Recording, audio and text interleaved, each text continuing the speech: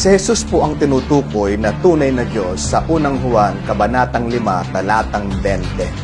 Sapagkat ang paksa o tema ay walang iba kung hindi ang Panginoong Jesucristo po, hindi po ang Ama.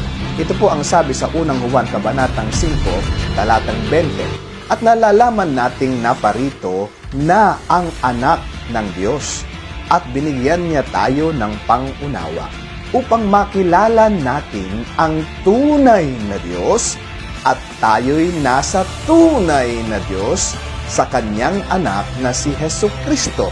Siya ang tunay na Diyos at buhay na walang hanggan. Uulitin natin, ang tinutukoy pong tunay na Diyos dyan ay walang iba kung hindi si Jesucristo. Siya po ang paksa, siya po ang tema.